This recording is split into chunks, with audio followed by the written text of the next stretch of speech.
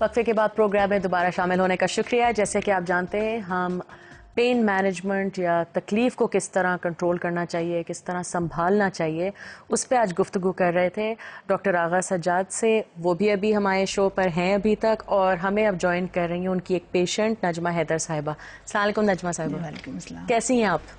बहुत शुक्रिया कि आप आई आज हमारे प्रोग्राम में, आपने टाइम निकाला हमसे आके बात करने का। आप डॉक्टर सज्जाद के पास कब गई? मेरा वैसे 2 महीने पहले मैं गई थी। उससे पहले तो मेरा जो दर्द था कमर का, उसकी वजह से मैं आती जाती थी, और 2 महीने से मैं नहीं गई इनके पास क्योंकि मेरा दर्द बिल्कुल ठीक हो गया। क्योंकि मेरे कमर में बहुत शदीद दर्द था। वो दर्द मेरी टांग पर बिल्कुल अंगूठे तक जाता था। मैं चल नहीं सकती थी, मैं बहुत लड़खड़ा कर चलती थी। नींद से। और कितने अरसे आप इस तरह तकलीफ आपने बर्दाश्त की? मैंने 3-4 साल तकलीफ बर्दाश्त करी, और 6 महीने से तो मुझे शिद्दत की तकलीफ थी। झुका नहीं जाता था, चला नहीं जाता चला था? तो बिल्कुल नहीं, मैं सो भी नहीं पाती थी। अतः कि मैं नींद से उठ जाती थी और लिटरली मैं रोती थी, इतना मुझे दर्द था कि मैं बर्दाश्त नहीं करती थी। इसी अवस्था में मेरी कज़न से मेरी मुलाकात हुई। उन्होंने बोला, क्यों, क्या हालत हो गई नजमा तुम्हारी? मैंने कहा, बस मुझे ये हालत है, मेरी दर्द, मेरी कमर में बहुत पेन है। तो बोला, अरे घबराती क्यों, चली जाओ यहाँ पर। मैंने कहा, फिर डॉक्टर सज्जाद का मुझे बताया, तो मैं गई। उन्होंने मुझे अच्छा ट्रीटमेंट किया, मुझे अच्छे मशवरे दिए। मगर उससे पहले मैं जिन डॉक्टर के पास गई थी, तो मैंने MRI भी करवाया, फिजियोथेरेपी भी करवाई।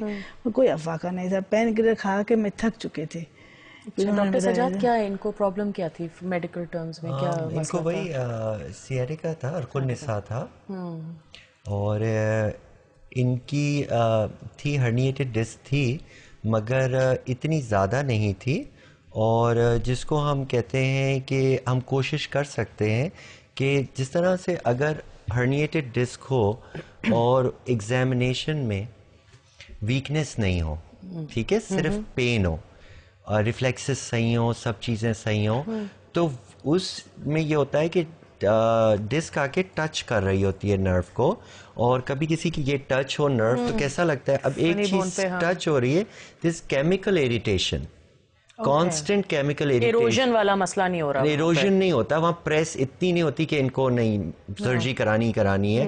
वीकनेस हो जाती तो मैं इनको बोलता तो इनकी, और ठीक ठाक हो रहा था, इनकी मतलब जिंदगी कॉम्प्रोमाइज हो गई थी।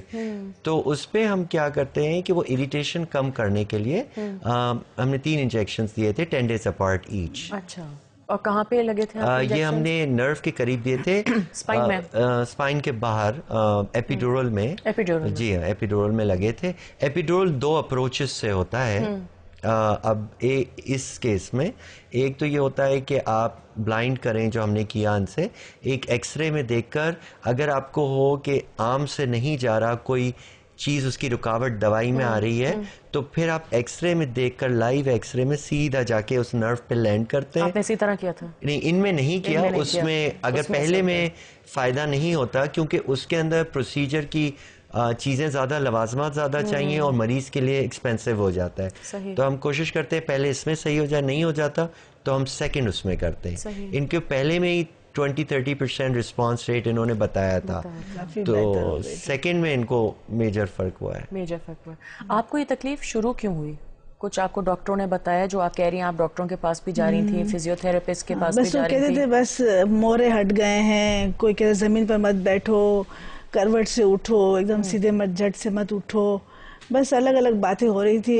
MRI भी करवाया, सर्जरी। चोट लगी थी आपको, या बस बैठे बैठे अचानक शुरू हो गया? अचानक शुरू हो गया था। एक अमूमन होता है ना कि जैसे बेंड कर लेते हैं, कुछ एक्शन होता है सिंपल चीज में, उससे तकलीफ शुरू हो जाती है।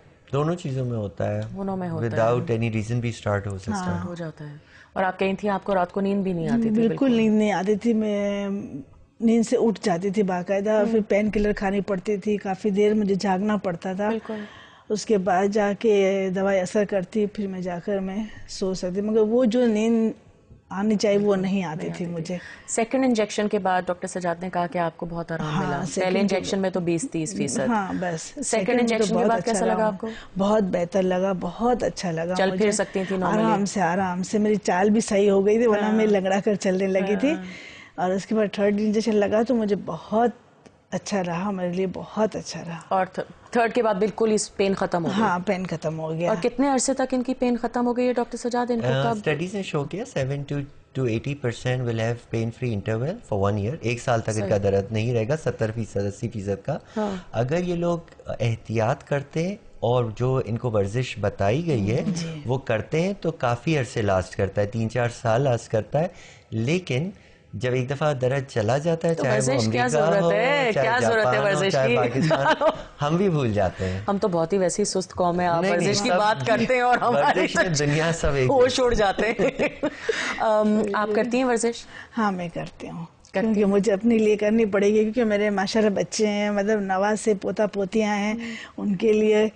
तो आपकी क्या 10 साल की उम्र में शादी हो गई थी नाजमा साहिबा? इतनी यंग लगती है, नवाज से पोते पोतियां। माशाल्लाह माशाल्लाह, मेरी बड़ी पोती 10 साल की है।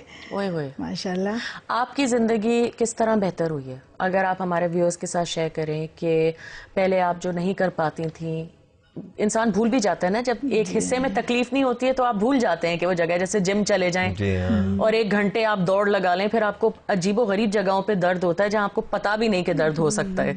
तो अब तकलीफ खत्म हो गई है, तो आपकी एक तो जिंदगी इंप्रूव किस तरह हुई है, और आप किस तरह फोकस रख के अपनी एक्सरसाइज भी कर रही हैं, और आप किस तरह वो फोकस रखती हैं कि आपको? मुझे बहुत अपनी जिंदगी में अब लुफ्त आ रहा है, एंजॉय करती हूँ। और मतलब पहले तो ऐसे दर्द के से नींद की गोली भी खा ली, चलो भैया मुझसे बर्दाश्त नहीं हो रहा, सो ही जाओ आधा दिन पूरा दिन, क्या कर सकता था बंदा। अब तो मैं बहुत बेहतर हूँ, मैं एंजॉय करती हूँ, अच्छा लगता है। अच्छा, अब आप पोते पोतियों को, नवासों को उठा भी सकती हैं? आराम से उठा कर मैं चल भी सकती हूँ। बहुत शुक्रिया आपका कि आपने आके हमसे बात की, बहुत मज़ा भी आया आपसे बात करके, बड़ी थैंक यू है नाजमा साहिबा। इसके साथ एक छोटा सा वक्फा लेंगे, इसके बाद एक और पेशेंट आके हमसे बात करेंगे, आबिद रजा साहब। तो दूर मत जाइएगा, उनकी भी कहानी सुनते हैं।